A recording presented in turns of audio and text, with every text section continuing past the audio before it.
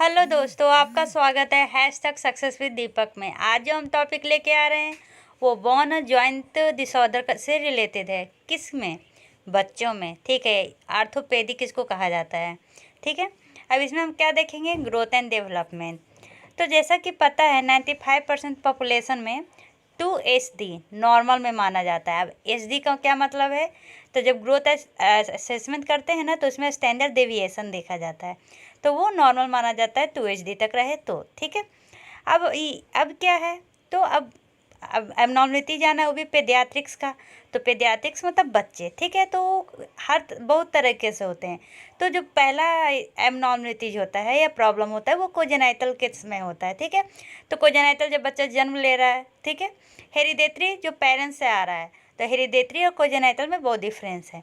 ठीक है, तो कोजेनाइटल जब प्रॉब्लम होगा उसमें कौन कौन सा हो, तो इसको दो कैटेगरी में बांटा गया है। ठीक है, एक क्या है तो प्रोडक्शन प्रॉब्लम है, दूसरा क्या है पैकेजिंग प्रॉब्लम है। प्रोडक्शन प्रॉब्लम में क्या होता है? एबनॉर्मलिटीज कहाँ पे आती है, क्या से आती है?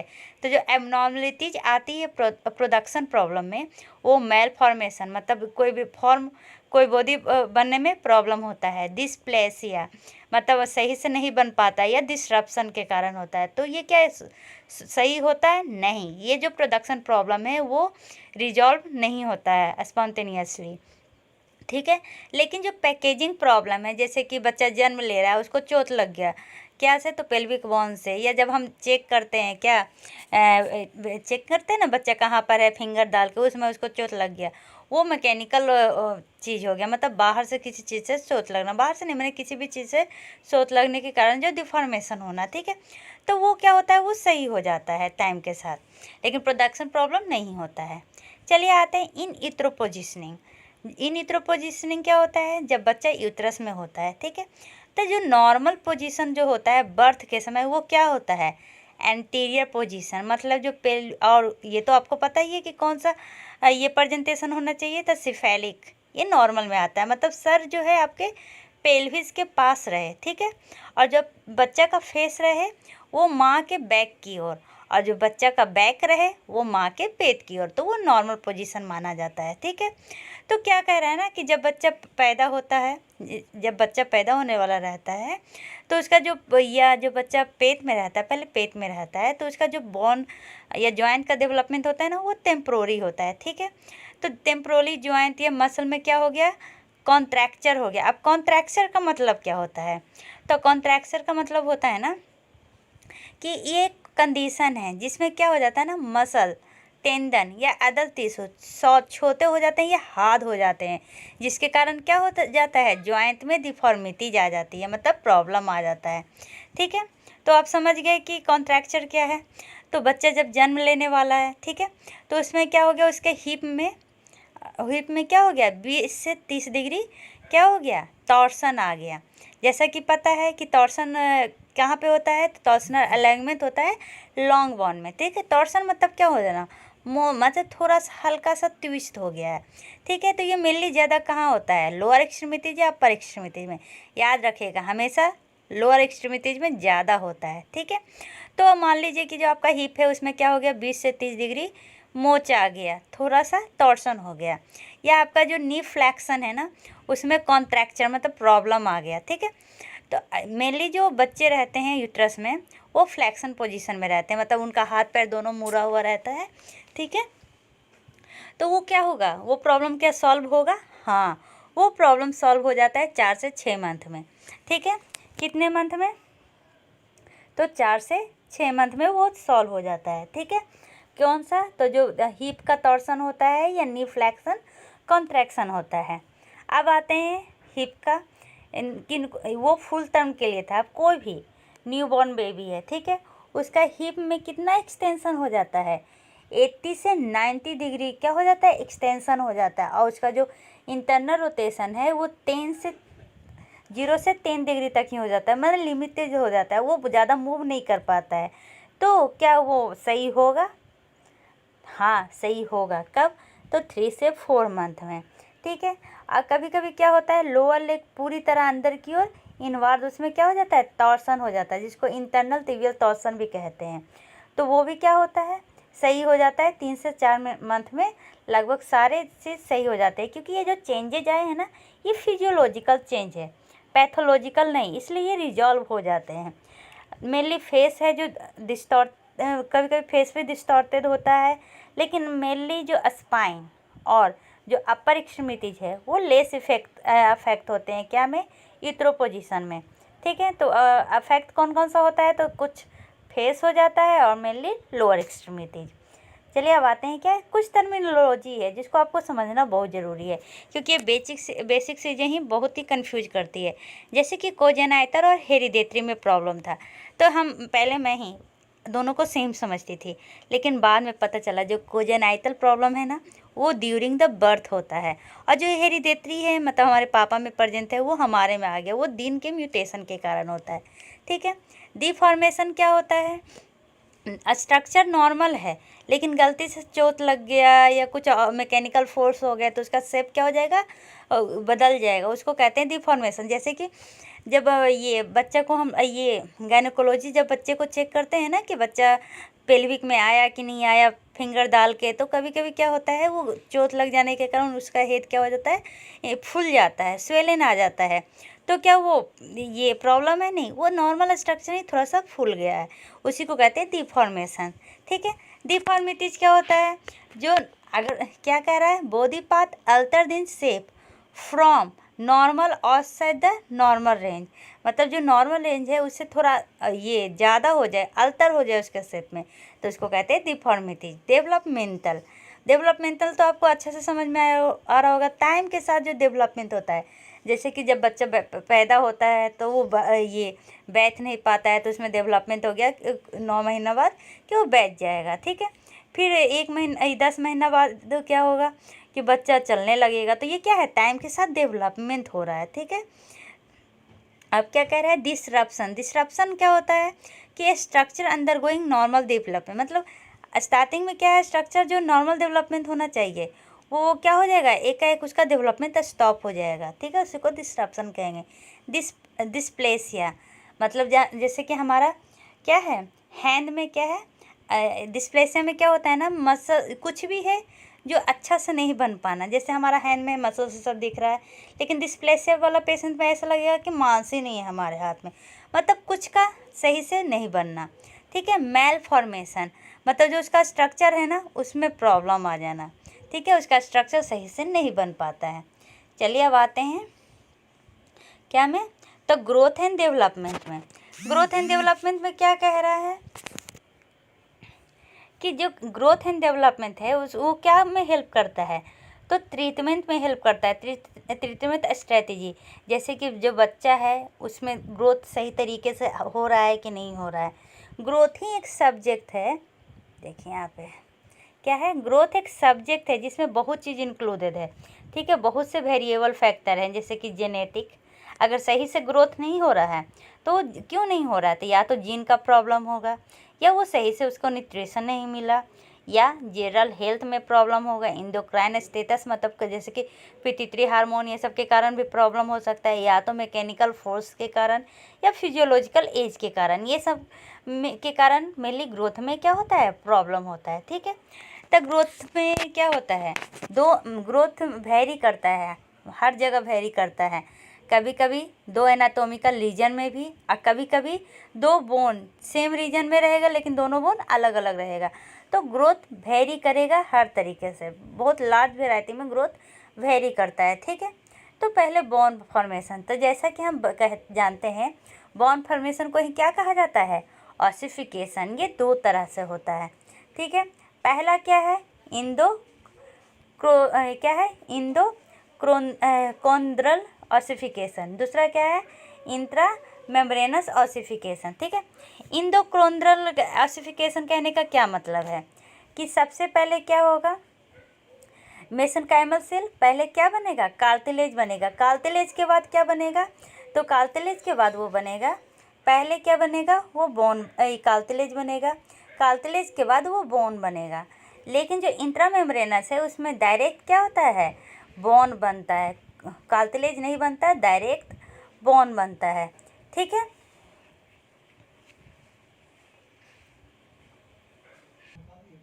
अब क्या कह रहा है कि अब इसको एक्सप्लेनेशन में देखते हैं, ठीक है। तो इंडोक्रोंद्रल ऑसिफिकेशन में क्या होता है, मेसेनकाइमल सेल।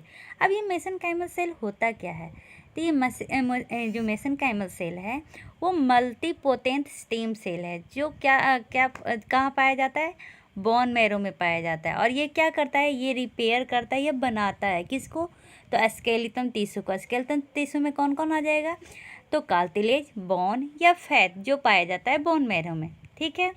तो कंफ्यूज नहीं होइएगा, ये है मल्टीपोटेंट स्टेम सेल जो क्या बनाता है, वही ये स्केलेटन टिश्यू को बनाता है। एक होता है क्या, हेमेटोपोएटिक स्टेम सेल जो क्या बनाता है, ब्लड बनाता है, ठीक है। तो ये क्या है, मेसेनकाइमल सेल क्या कर रहा है, क्या हो रहा है उसमें, कॉन्ड्रोजिनेसिस। कॉन्ड्रोजिनेसिस मतलब क्या होता है, कार्टिलेज का फॉर्मेशन होता है, ठीक है। तो वो क्या कर रहा है, कॉन्ड्रोजिनेसिस के प्रोसेस से कार्टिलेज का फॉर्मेशन कर रहा है, और उसके बाद में मैच्योर होके वो बोन का फॉर्मेशन करेगा। ये प्रोसेस किसके अंदर होता है, तो इंडोकोंड्रल ऑसिफिकेशन के अंदर होता है, ठीक है। ये तो इसमें एग्जाम्पल क्या है, तो एक्सियल या अपेंडिकुलर बोन, कौन कौन सा, एक्सियल या अपेंडिकुलर स्केलेटन इसके अंदर आता है, ठीक है। किसके अंदर, तो इंडोकोंड्रल ऑसिफिकेशन के अंदर, समझ गए, ठीक है। अब आते हैं कौन सा, मेम्ब्रेनस ऑसिफिकेशन। इसमें क्या है, ऑस्टियोब्लास्ट। ऑस्टियोब्लास्ट मतलब क्या होता है कि बोन का फॉर्मेशन जो करता है वो किसके द्वारा होता है, ऑस्टियोब्लास्ट बोन का डायरेक्ट फॉर्मेशन करता है। इसमें कोई भी कार्टिलेज बनने की ज़रूरत नहीं है। तो इसमें इसका एग्जांपल क्या है, flat bone of the skull और क्लेविकुलर, ठीक है। अगर कोई पूछेगा कि इंडोकोंड्रियल ऑसिफिकेशन का ये एग्जांपल क्या है, तो एक्सियल और एपेंडिकुलर स्केलेटन, ठीक है। और पूछेगा कि इंट्रा मेम्ब्रेनस ऑसिफिकेशन का एग्जांपल क्या है, तो flat bone of the skull and clavicular. चलिए हम ये कुछ पीरियड जानते हैं, ठीक है, जैसे कि germinal period, embryonic period, fetal period. तो ये इसमें क्या होता है, तो जो जर्मिनल पीरियड है ना, इसमें मेनली क्या होता है, ओवा स्पर्म से मिलता है और जायगोट को फॉर्मेशन करता है। तो ये जर्मिनल पीरियड कितने वीक से कितने वीक तक रहता है, तो जर्मिनल पीरियड 0 से 2 वीक तक रहता है। फिर आता है एम्ब्रॉनिक वीक। इसमें क्या होता है, एम्ब्रायो का बनना स्टार्ट होता है, जायगोट से एम्ब्रायो का बनना स्टार्ट होता है। तो ये पूरी तरह एम्ब्रायो कब बन जाता है, 3 वीक से लेकर 8 वीक तक, ठीक है। अब आता है फीटल पीरियड, जिसमें क्या होता है, फीटस का डेवलपमेंट होता है। तो ये मेनली 9 वीक से बर्थ तक होता है, ठीक है। चलिए अब आते हैं, क्या देखते हैं, सेंटर ऑफ ऑसिफिकेशन। तो क्या कह रहा है कि जब फीटल पीरियड का बिगनिंग होता है, फीटल पीरियड तो आपको बता दिए थे कितना से कितना वीक होता है, 9 वीक से बर्थ तक। तो उसमें क्या होता है, जो मिड शाफ्ट, लॉन्ग बोन के मिड शाफ्ट में जो कॉन्ड्रोसाइट प्रेजेंट है, कॉन्ड्रोसाइट ऐसा सेल जो कार्टिलेज को बनाता है, ठीक है। उससे क्या होता है, प्राइमरी सेंटर ऑफ ग्रोथ, मतलब ग्रोथ का वो प्राइमरी सेंटर होता है, ठीक है। वहाँ से क्या होता है, बोन मेनली लंबा होता है, उसका लेंथ बढ़ता है, ठीक है। सेकेंडरी सेंटर कौन सा कहलाता है, जहाँ पर कॉन्ड्रोइपिफाइसिस होता है। कॉन्ड्रोइपिफाइसिस मतलब ऐसा लॉन्ग बोन का सबसे ऊपर वाला पार्ट जहाँ पे कॉन्ड्रोसाइट मतलब कार्टिलेज प्रेजेंट होते हैं, ठीक है। और ये जो सेकेंडरी सेंटर है वो मेनली पोस्ट नेटली होता है। अब क्या कह रहा है, जो फॉर्मेशन होता है वो डायरेक्ट फॉर्मेशन होता है थ्रू आउट द ग्रोथ के साथ, जिसको हम जॉइंट डेवलपमेंट भी कहते हैं। तो ऑसिफिकेशन सेंटर जो प्रेजेंट होता है बर्थ में वो कौन कौन सा होता है, तो digital femur, proximal tibia, calcaneus और टेलुस, ठीक है। अब इस आगे बढ़ने से पहले एक बार क्या कर लेते हैं, इसका समरी। क्या पढ़ना है कि जब इन यूट्रो पोजिशनिंग फीटस का कैसा पोजीशन होता है यूट्रस में, तो उसमें क्या होता है, टेम्पोररी जॉइंट बनता है और मसल में क्या होता है, कॉन्ट्रैक्चर होता है, मतलब डिस्फॉर्मिटी जाती है। अगर क्या होगा, लॉन्ग बोन में अगर टॉर्सनल अलाइनमेंट होगा, टॉर्सनल अलाइनमेंट तो थोड़ा सा ट्विस्ट होगा, तो वो मेनली किस में होता है, लोअर एक्सट्रीमिटीज में होता है, अपर में नहीं। तो अगर बच्चा क्या है, फुल टर्म है, तो उसमें अगर हिप में कितना, तो 20 से 30 डिग्री तक क्या हुआ, टॉर्सन हुआ, या क्या हुआ, नी फ्लैक्शन में कॉन्ट्रैक्शन डिफॉर्मिटीज हुई, तो वो क्या होता है, वो ठीक हो जाता है 4 से 6 मंथ ऑफ एज, मतलब बच्चे के जन्म लेने के 4 से 6 मंथ में वो ठीक हो जाता है। लेकिन अगर हिप में क्या है, तो 80 से 90 डिग्री क्या होता है, एक्सटर्नल रोटेशन होता है एक्सटेंशन में, ठीक है। तो इसके कारण क्या होता है, उसका इंटरनल रोटेशन क्या हो जाता है, लिमिटेड हो जाता है 0 से 10 डिग्री तक, तो वो भी ठीक हो जाता है टाइम के साथ, क्योंकि ये फिजियोलॉजिकल इफेक्ट है। और फिजियोलॉजिकल इफेक्ट रिजॉल्व हो जाता है 3 से 4 मंथ ऑफ द एज में, ठीक है। लोअर लेग में मेनली इनवार्ड रोटेशन होता है, जिसको इंटरनल टिबियल टॉर्सन भी कह सकते हैं। फेस क्या होता है, डिस्टॉर्टिस भी कभी कभी हो सकता है, लेकिन स्पाइन और अपर एक्सट्रीमिटीज लेस अफेक्टेड होता है, ठीक है। अब क्या कह रहा है, ग्रोथ क्या से कौन कौन से फैक्टर से अफेक्ट होता है, तो genetics, nutrition, general health, endocrine status, mechanical force और फिजिकल एज से, ठीक है। इसका जो एनाटोमिकल रीजन होता है वो वेरी करता है, 2 एनाटोमिकल रीजन, और कभी कभी क्या होता है 2 बोन भी एक दूसरे से क्या होते हैं, वेरी करते हैं, ठीक है। जो ऑसिफिकेशन या बोन फॉर्मेशन है वो मेनली 2 तरह से होता है, एक तो इंडोकॉन्ड्रियल ऑसिफिकेशन, एक इंट्रामेम्ब्रेनस ऑसिफिकेशन। इंट्राकॉन्ड्रियल ऑसिफिकेशन में क्या होता है, मेसेनकाइमल सेल क्या होता है, अंडरगो होता है कॉन्ड्रोजिनेसिस, जिसके कारण क्या होता है, कार्टिलेज का फॉर्मेशन होता है, कार्टिलेज से बोन का फॉर्मेशन होता है, ठीक है। तो इसमें क्या होता है, इसका एग्जाम्पल कौन सा है, तो एक्सियल और पेंटिकुलर स्केलेटन। लेकिन जो इंट्रामेम्ब्रेनस ऑसिफिकेशन होता है उसमें मेसेनकाइमल सेल से डायरेक्ट क्या होता है, बोन का फॉर्मेशन होता है। उसका क्या एग्जाम्पल है, तो स्कल का जो फ्लैट बोन होता है और क्लेविकुलर, ठीक है। अभी पढ़े थे क्या, प्राइमरी सेंटर और सेकेंडरी सेंटर। प्राइमरी सेंटर कौन सा है, तो लॉन्ग बोन का जो मिड शाफ्ट में जो कॉन्ड्रोसाइट प्रेजेंट होता है, जो मेनली कब होता है, फीटल पीरियड के बिगिनिंग में, ठीक है। और सेकेंडरी सेंटर कहाँ पे होता है, तो कॉन्ड्रो एपिफाइसिस में। ये मेनली बर्थ के बाद पोस्ट नेचुरली होता है, इसमें डायरेक्ट बोन का क्या होता है, डेवलपमेंट होता है और जॉइंट का डेवलपमेंट होता है, ठीक है। ऑसिफिकेशन सेंटर जो प्रेजेंट होता है बर्थ के बाद या बर्थ के समय, वो कौन कौन सा होता है, डिजिटल फेमूल, ठीक है, मतलब थाई का जो डिजिटल पाथ होता है, डिजिटल टिबिया, ठीक है, कैल्केनियस और टेलोस, ये सब क्या होता है, मेन ऑसिफिकेशन सेंटर होता है। चलिए अब हम लॉन्ग बोन का क्या देखते हैं, एनाटोमिकल लोकेशन देखते हैं कि कहाँ कहाँ पर से लॉन्ग बोन का मेनली डेवलपमेंट होता है। इससे पहले एक पिक्चर को देखते हैं, ठीक है।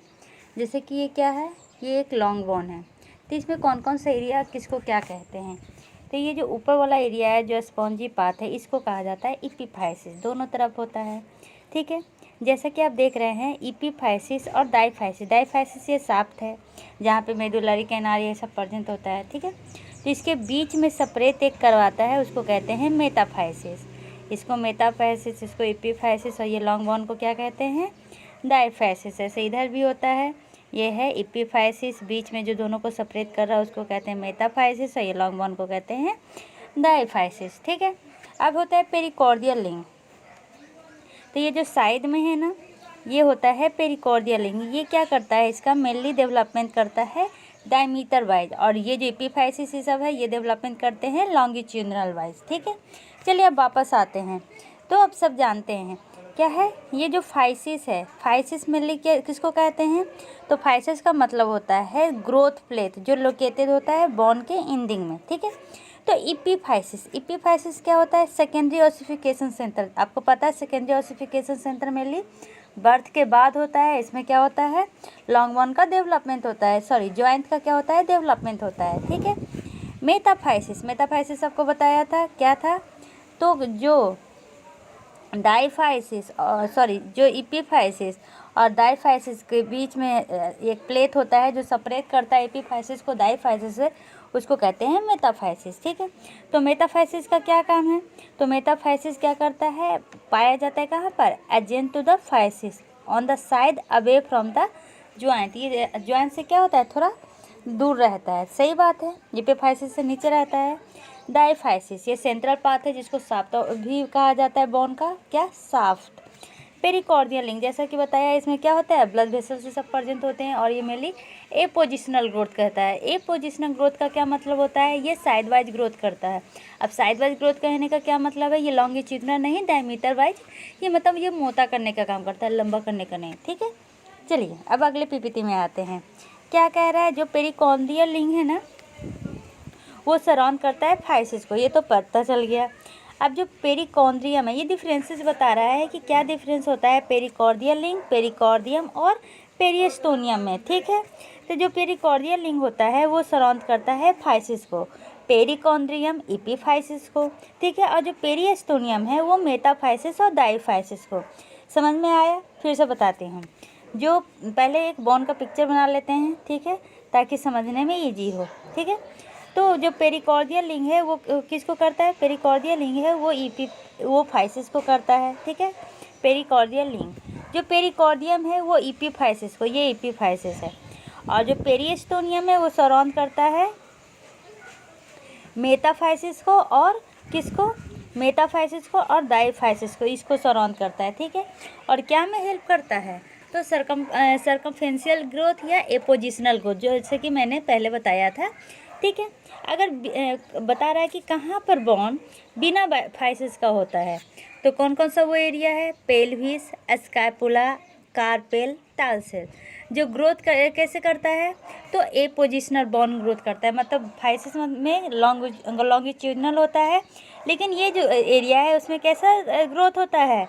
ए पोजिशनल बॉन्ड ग्रोथ होता है। अदर बॉन्ड जो कौन कौन सा है? मेटाकार्पल, मेटाटार्सल, फेलेंजेस, स्पाइन, ये भी ग्रो करता है कैसे? ए पोजिशनल से और इंडोकॉन्ड्रियल ये ऑसिफिकेशन से। इंडोकॉन्ड्रियल ऑसिफिकेशन जैसा कि आप पहले बताया, इसमें क्या होता है? पहले कार्टिलेज बनता है, फिर बॉन्ड का फॉर्मेशन होता है। ठीक है, चलिए अब आते हैं, जैसे कि ये डायग्राम मैंने पहले ही बता दिया था। ठीक है, ये बता रहा है, ये वाला जो पाथ है ये क्या बताना चाह रहा है कि अगर बॉन्ड का एक पाथ काटेंगे, उसके अंदर देखेंगे तो क्या मिलेगा? ऊपर में कॉम्पैक्ट बॉन्ड मिलेगा, उसके अंदर क्या होगा? मेडुलरी कैनाल रहेगा। देखिए, जो ऊपर ये एपिफाइसिस में है उसमें स्पॉन्जी बॉन्ड होता है, और जो डाईफाइसिस है उसमें क्या होता है? कॉम्पैक्ट बॉन्ड होता है। तो यहाँ तक समझने में कोई प्रॉब्लम नहीं है। ठीक है, अब इसका एक पाथ काटे हैं। ठीक है, एक पाथ काटे हैं तो उसमें ऊपर में क्या है? कॉम्पैक्ट बॉन्ड है, ये तो पता है। अंदर में क्या है? मेडुलरी है, कैनाल है। ठीक है, मेडुलरी कैनाल के अंदर क्या होता है?